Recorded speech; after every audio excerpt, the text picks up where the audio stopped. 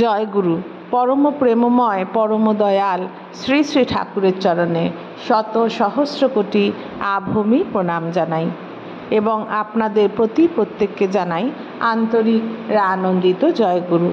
আজকের আলোচনার বিষয়বস্তু হলো ছেলেবেলায় শ্রী শ্রী ঠাকুর কিভাবে নাম করতেন। শৈশব থেকেই তিনি খুব নাম করতেন, অবিরাম সেই নামের ধারা চলত। বিরাম নেই, বিশ্রাম নেই, নিরবিচ্ছিন্ন সেই নামের প্রবাহ। শরীরে সৃষ্টি হতো ভয়ঙ্কর উত্তাপ আর অসহ্য জ্বালা, তবুও নাম ছাড়তেন না। নাম করতে করতে নামময় হয়ে যেতেন। অসম্ভব বিদ্যুৎ সৃষ্টি হতো, শরীরটা হয়ে পড়তো একটা জীবন্ত ডায়নামোর মতোই। শিরায় শিরায়, কোষে কোষে, সর্বাঙ্গে ইলেকট্রিক তারে যেমন বিদ্যুৎ খেলে তেমনই বিদ্যুৎ খেলে যেত। সেই সময় অকস্মাৎ রহস্যময় গভীর কত যে অনুভূতি তিনি লাভ করতেন তার বলে বোঝানো যাবে না। ওই সব দেখে দেখে মাঝে মধ্যে তিনি নিজেই চমকে উঠতেন। ছেলেবেলায় তিনি কিভাবে নাম করতেন সে কথা প্রসঙ্গে একদিন তিনি নিজেই বলেছিলেন, মায়ের কাছ থেকে নাম পাওয়ার আগেই আমি নাম করতুম। একেবারে ছোটবেলা থেকেই নাম করতুম। মা হুজুর মহারাজকে গুরুদেব বলে সম্বোধন করতেন, আমি পরম পিতা বলে ডাকতুম। তার ধ্যানে আমার সব সময় সহজভাবেই হতো। তার ধ্যান আমার সব সময় সহজভাবেই হতো। নাম করি, নাম করতে করতে হাত পা সব শরীরের মধ্যে ঢুকে যেতে চায়। কষ্টে প্রাণ যায় যায় অবস্থা, তবুও ছাড়ি না। তখন নাম করা ছেড়ে দিতে চাইলেও নামে আমাকে কোনো মতে ছেড়ে দিত না, আপনা আপনিই নাম হতো। তখন ওই ভীষণ কষ্টের পাশাপাশি এত আনন্দও হতো যে ভাব হতো আনন্দে হয়তোবা মরেই যাব। দুয়ার বন্ধ করে ঘরের ভিতর আশ্রয় নিয়েও এই অসীম আনন্দের হাত থেকে রেহাই পেতাম না। জলে একটা বাঁশ পুঁতে নিয়েছিলুম। এই রকম ভাব জাগলে জলে ডুব দিয়ে বাঁশটাকে ধরে থাকি, কিন্তু তবুও এই আনন্দ কমে না। আনন্দ যেন ঠেলে ঠেলে ওপরের দিকে তুলে দেয়। শ্রী শ্রী ঠাকুর এখানে বলছেন, মায়ের কাছ থেকে নাম পাওয়ার আগে থেকেই তিনি নাম করতেন। একেবারে ছোটবেলা থেকেই তিনি নাম করতেন। মা হুজুর মহারাজকে গুরুদেব বলে ডাকতেন, আর তিনি শ্রী শ্রী ঠাকুর অনুকূলচন্দ্র তাকে পরম পিতা বলে ডাকতেন। তার ধ্যান তার সহজভাবেই হয়ে যেত। নাম করতে করতে মনে হতো হাত পা যেন সব শরীরের মধ্যে ঢুকে যাচ্ছে। ভীষণ কষ্ট হতো, কিন্তু তবুও তিনি নাম ছাড়তেন না। এক সময় নাম করা ছেড়ে দিতে চাইলেও নামে যেন শ্রী শ্রী ঠাকুরকে কখনোই ছেড়ে দিত না, আপনা আপনিই নাম হতে থাকতো। তখন ওই ভীষণ কষ্টের পাশাপাশি একটা খুব আনন্দও হতো তার। ঘরের দরজা বন্ধ করে ভেতরে থেকে তিনি দেখেছেন ওই আনন্দের ভাব একটু কম হয় কিনা, কিন্তু সেই অবস্থাতেও আনন্দের ভাব একেবারেই কমতো না। একবার জলে একটা তিনি বাঁশ পুঁতে দিয়েছিলেন। এই রকম ভাব, অর্থাৎ এই রকম আনন্দের ভাব যখন তার মনে হতো তখন তিনি জলে ডুব দিয়ে ওই বাঁশটাকে ধরে রাখতেন। কেননা ডুবন্ত অবস্থায় তো কষ্ট হয়, শ্বাস বন্ধ থাকে। সেরকম অবস্থায়ও শ্রী শ্রী ঠাকুর দেখতে চেয়েছিলেন তার আনন্দের ভাবটি কমে কিনা, কিন্তু এই রকম অবস্থাতেও তার আনন্দ কিছুতেই কমতো না। অনেক দিন আগের কথা, তখন বহু ভক্ত বসে আছেন তার কাছে। কথায় কথায় ছেলেবেলার কথা উঠল। সাধন, ভজন, দর্শন, শ্রবণ ইত্যাদির আলোচনা হলো। তিনি বললেন, ছোটবেলায় সব সময় নামময় ছিলাম, দিন রাত নাম করতুম। আমি কোনো কালেই আসনাদি করে নাম ধ্যান করিনি। নাম করতে খুব ইচ্ছা হতো, নাম করতে খুব ভালো লাগতো, তাই নাম চলতো সব সময়। একদিন মনে মনে নাম করা শুরু করেছি।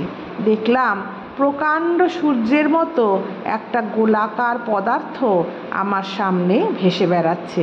চোখ যেন ধাঁধিয়ে যাচ্ছে। শেষে ওটা ধীরে ধীরে মিলিয়ে গেল। মাঝে মাঝে দেখতুম শয়ে শয়ে হাজারে হাজারে চন্দ্র সূর্য যেন আমার চারপাশে ঘুরতে শুরু করেছে আর শব্দ করতে শুরু করেছে। এমন শব্দ যেন হাজার হাজার ইলেকট্রিক পাওয়ার হাউস একসাথে শব্দ করা শুরু করেছে। মাঝে মধ্যে ভাব হতো প্রাণ বুঝি আর টিকলো না, তবুও নাম করা ছাড়তুম না। নাম করতে করতে দেখি শরীরটা আগুনের মতন গরম হয়ে উঠেছে। থার্মোমিটার গায়ে লাগিয়ে দেখেছিলাম, ছোঁয়ানোর সঙ্গে সঙ্গে 110 ডিগ্রি উঠে গেল। গায়ে জল ঢেলে দিয়ে দেখেছিলাম, ঢেলে দেওয়ার সঙ্গে সঙ্গে বাষ্প হয়ে উড়ে গেছে।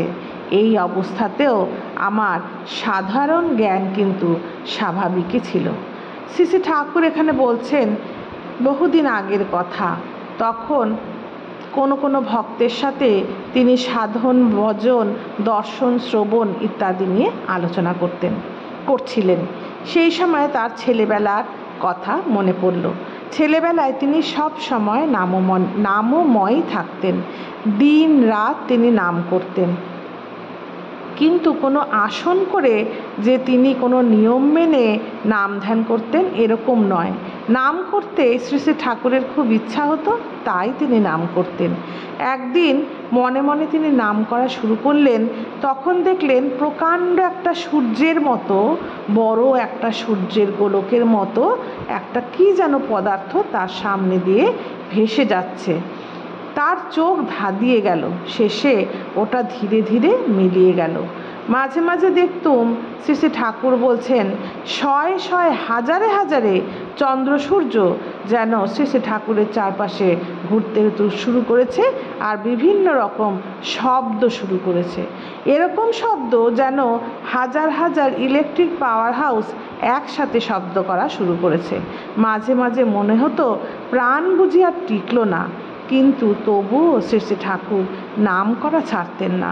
নাম করতে করতে শরীরের তাপমাত্রা খুব বেড়ে যেত। একদিন থার্মোমিটার গায়ে লাগিয়ে দেখলেন 110 ডিগ্রি পর্যন্ত উঠে গেল। গায়ে জল ঢেলে দিয়ে দেখলেন সেই জল নিমেষের মধ্যে বাষ্প হয়ে উড়ে যাচ্ছে। কিন্তু এমন অবস্থাতেও শ্রী শ্রী ঠাকুর কিন্তু একদম স্বাভাবিকই ছিলেন। এইসব কথা নিয়ে আরও একদিন কথায় কথায় বলতে শুরু করলেন।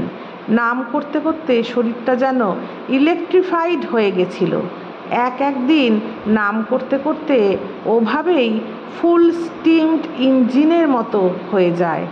একদিন গায়ে জ্বালা হতে থাকলো। তখন একটা আকন্দ গাছকে আঁকড়ে ধরলাম। সঙ্গে সঙ্গে আকন্দ গাছটা শিউরে উঠল। খুব পারসেপ্টেবল, এটা খুব স্পষ্টই শিহরণ ছিল। নাম করবার সময় মনে হতো বাইরের জিনিসগুলো পুঞ্জীভূত আলোক রাশি। নাম করতে করতে শ্রী শ্রী ঠাকুরের মনে হতো বাইরে যত জিনিস তিনি দেখতেন সেগুলো যেন পুঞ্জীভূত গুচ্ছ গুচ্ছ আলো তিনি দেখতেন। যে কোনো জিনিসকেই দেখতেন মনে হতো যেন গুচ্ছ গুচ্ছ আলো। গাছগুলো দেখে মনে হতো আলোর কণা একত্র জমাট হয়ে সেগুলোকে তৈরি করেছে। কোনো গাছ দেখলে শ্রী শ্রী ঠাকুরের মনে হতো অনেক আলোক রশ্মি, ছোট্ট ছোট্ট আলোকের কণা একত্রিত হয়ে তারা সব একসঙ্গে হয়ে যেন গাছটাকে তৈরি করেছে। সেই জমায়েত আলোক কণাগুলিকে নিজেরই অংশ ভেবে আঁকড়ে ধরতে যেতাম। সেই গাছ দেখে যে শ্রী শ্রী ঠাকুরের মনে হতো অসংখ্য আলোকরশ্মি একত্রিত হয়ে গাছটি সৃষ্টি হয়েছে, সেই আলোক কণাগুলোকে তার নিজেরই অংশ মনে হতো এবং এই ভেবে তাদের জড়িয়ে ধরতে যেতেন। এই সময় তার হাতে ঠেকত কঠিন গাছপালা। ছেলেবেলায় তখন একদিন স্কুল থেকে বাড়ি ফিরছিলাম। হঠাৎ দেখলাম ইলেকট্রিক লাইটের মতো লাল নীল আলো দ্বারা সমস্ত জগৎ ব্যাপ্ত। বিশ্বের মাঝে সে উজ্জ্বল আলোক সমুদ্রের ঢেউ খেলে যাচ্ছে। তাতে যেন চোখ ঝলসে যাচ্ছে। তার মধ্যে বৈচিত্র্যময় সৃষ্টি, যেন আলোর কোটি কোটি বুদবুদ। শ্রী শ্রী ঠাকুর একদিন ছেলেবেলায় স্কুল থেকে বাড়ি ফিরছিলেন। সেই সময় দেখলেন ইলেকট্রিক লাইটের মতো, বিজলির বাতির মতো নীল লাল সমস্ত আলো দ্বারা জগৎ পুরো পরিব্যাপ্ত। বিশ্বের মাঝে সে উজ্জ্বল আলোক সমুদ্রের সেই লাল নীল যে সমস্ত বাতি তিনি দেখেছিলেন, সেই সমস্ত আলোক সমুদ্রের যেন ঢেউ খেলে যাচ্ছে। তাতে শ্রী শ্রী ঠাকুরের চোখ যেন ঝলসে যাচ্ছে। এরকম বৈচিত্র্যময় সব কোটি কোটি আলোর বুদবুদ তিনি সেই দিন সেই জায়গায় দেখেছিলেন। যেই জায়গায় এমন হয়েছিল সেই জায়গাটি ছিল কাদা জলে ভরা। আমি সেই কাদার ভিতরেই অজ্ঞান হয়ে পড়লাম। এরকম দেখতে দেখতে শ্রী শ্রী ঠাকুর সেই কাদার ভিতরেই অজ্ঞান হয়ে পড়েছিলেন।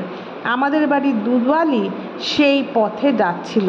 সে আমাকে চোখে মুখে জল দিয়ে জ্ঞান ফিরিয়ে বাড়ি এনে দিয়েছিল। সেই পথ দিয়ে শ্রী শ্রী ঠাকুরের বাড়িতে যেই দুধওয়ালি দুধ দিতেন সেই পথ দিয়ে যাচ্ছিল এবং সেই ঠাকুরকে দেখতে পেয়ে চোখে মুখে জল দিয়ে জ্ঞান ফিরিয়ে শ্রী শ্রী ঠাকুরকে বাড়িতে নিয়ে এসেছিলেন। আজ তবে এতটুকুই থাক। সবাই ভালো থাকবেন, সুস্থ থাকবেন। জয় গুরু। বন্দে পুরুষোত্তম।